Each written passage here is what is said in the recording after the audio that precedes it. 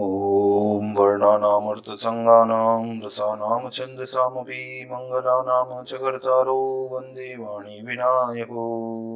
नारायणं नमस्कृत्य नरं चैव नरोत्तमं देवीं सरस्वतीं व्यासं ततो जयमुदीरयेत्।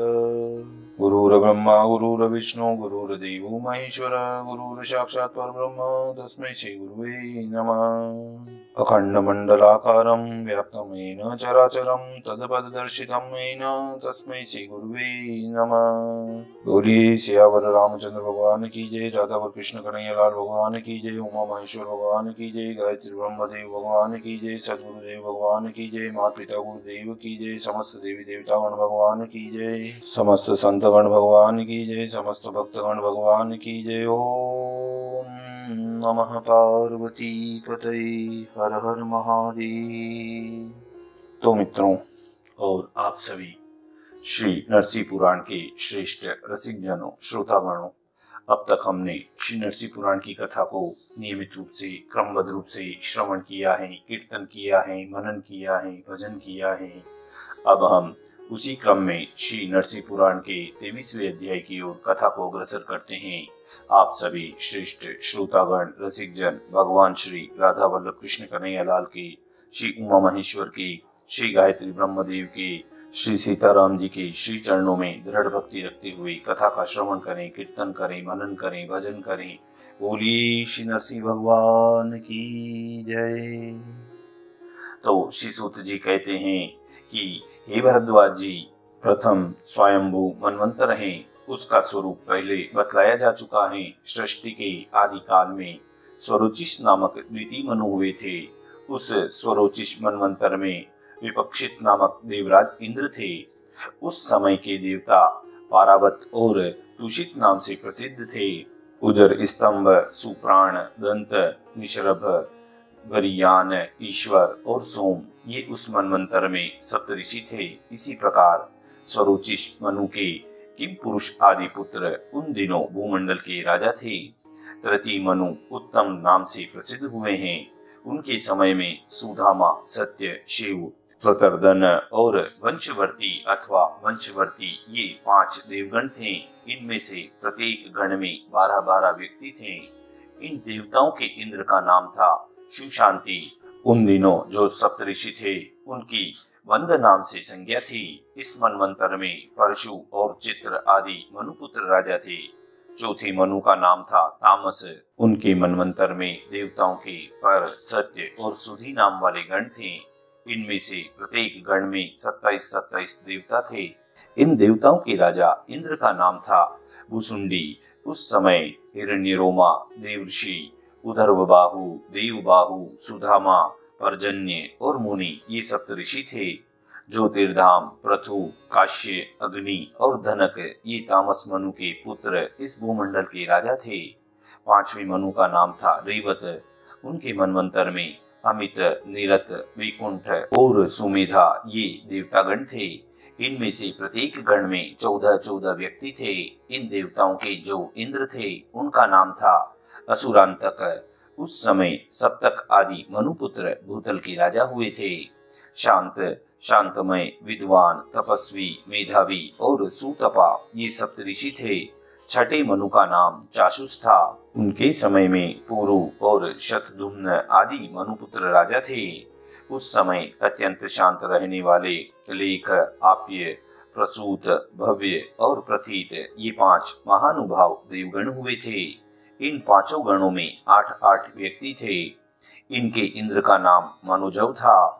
उन दिनों मेधा, सुमेधा, विरजा, अविष्मान, उत्तम, मतिमान और सहिष्णु, ये सप्तऋषि हुए थे। 7वें मनु को विवस्वत कहते हैं, जो इस समय वर्तमान है। इसमें इक्ष्वाकु आदि क्षत्रिय जाति पुत्र भूपाल हुए हैं। इस मनवंतर में आदित्य, विश्ववसु और रुद्र आदि देवगण हुए हैं और पुरंदर नाम इनके इंद्र हैं। वशिष्ठ, कश्यप, अत्रि, जमदग्नि, गौतम, विश्वामित्र और भरद्वाज, ये इस मनवंतर के सप्तऋषि हुए हैं। अब भविष्य मनवंतरों का वर्णन सुनो। आदित्य से संज्ञा के गर्भ से उत्पन्न हुए जो मनु हैं, उनकी चर्चा पहले हो चुकी है। और छाया के गर्भ से उत्पन्न दूसरे जो मनु हुए हैं, इनमें प्रथम उत्पन्न हुए जो सावर्ण मनु हैं, उनके ही सावर्णिक नामक 8वें मनवंतर का वर्णन सुनिए। सावर्ण ही 8वें मनु होंगे। उस समय सूतप आदि देवगण होंगे और बलि उनके इंद्र होंगे। दीप्तिमान, गाल्व, नामा, कृप, अश्वत्थामा, व्यास और ऋषि श्रृंग ये सप्तऋषि होंगे। विराज, उर्वरीय और निर्मोक आदि सावर्ण मनु के पुत्र राजा होंगे। नवी भावी मनु दक्ष सावर्णी हैं। धृति, कीर्ति, दीप्ति, केतु, पंचहस्त, निरामय तथा पृथुश्रवा आदि दक्ष सावर्णी मनु के पुत्र उस समय राजा होंगे। उस मनवंतर के मरीचि गर्भ, सुधर्मा और हविष्यमान ये देवता होंगे और उनके इंद्र अद्भुत नाम से प्रसिद्ध होंगे। सवन, कृतिमान, हव्य, वसु, मेधातिथि तथा ज्योतिषमान और सत्य ये सप्तऋषि होंगे। 10वें मनु ब्रह्म सावर्णी होंगे। उस समय विरुद्ध आदि देवता और उनके शांति नामक इंद्र होंगे। हविष्मान, सुकृति, सत्य, तपोमूर्ति, नाभाग, प्रतिमोक और सप्तकेतु ये सप्तऋषि होंगे। सुक्षेत्र, उत्तम, भूरिषेण आदि ब्रह्म सावर्णी के पुत्र राजा होंगे। 11वें मनवंतर में धर्म सावर्णी नामक मनु होंगे। उस समय सिंह, सवन आदि देवगण और उनके दिवसपति नामक इंद्र होंगे। निर्मोह, तत्वदर्शी, निकंप, निरुत्साह, धृतिमान और रुच्य ये सप्तऋषि होंगे। चित्रसेन और विचित्र आदि धर्म सावर्णी मनु के पुत्र राजा होंगे। 12वें मनु रुद्र सावर्णी होंगे। उस मनवंतर के कृतधामा नामक इंद्र और हरित, रोहित, सुमना, सुकर्मा तथा सुतपा नामक देवगण होंगे। उस समय स्त्रग्वी, वाण और सुधर्मा नामक देवगण तथा उनके ऋषभ नामक इंद्र होंगे। निश्चय, अग्नितेजा, वपुष्मान, दृष्ट, वारुणी, हविष्मान और भव्य मूर्ति, नहुष ये सप्तऋषि होंगे। उस मनु के सुधर्मा तथा दीवानिक आदि पुत्र भूपाल होंगे। 14वें भावी मनु का नाम भौम होगा। उस समय सुरुचि नामक इंद्र और चशुष्मान, पवित्र तथा कनिष्ठाभ नामक देवगण होंगे। अग्निबाहु, सूचि, शुक्र, माधव, शिव, अभीम और जितश्वास ये सप्तऋषि होंगे तथा उस भौम मनु के पुत्र उरु, गंभीर और ब्रह्मा आदि भूतल के राजा होंगे।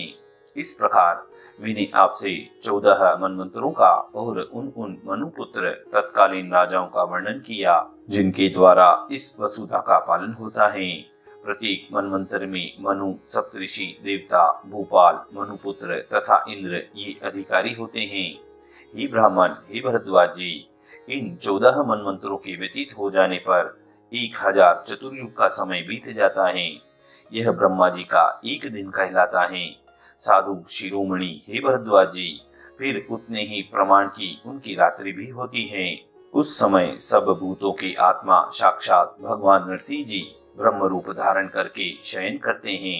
हे विप्रवर, सर्वत्र व्यापक एवं आदि विधाता स्वरूप भगवान जनार्दन उस समय समस्त त्रिभुवन को अपने में लीन करके अपनी योग माया का आश्रय लेकर शयन करते हैं। फिर जागृत होने पर वे भगवान पुरुषोत्तम पूर्व कल्प के अनुसार पुनः युग व्यवस्था तथा सृष्टि करते हैं। हे ब्राह्मण, हे भरद्वाज जी, इस प्रकार मैंने मनु, देवगण, भूपाल, मनुपुत्र और ऋषि इन सब का आपसे वर्णन किया है।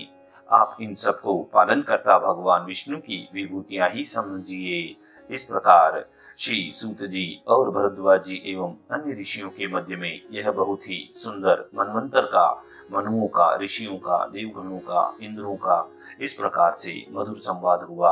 और इसी संवाद के अंतर्गत श्री नरसिंह पुराण के 23वें अध्याय की यहाँ पूर्णता व समाप्ति होती है। इति श्री नरसिंह पुराणे त्रयोविंशो अध्याय पूर्णः। बोलिए श्री नरसिंह भगवान की जय।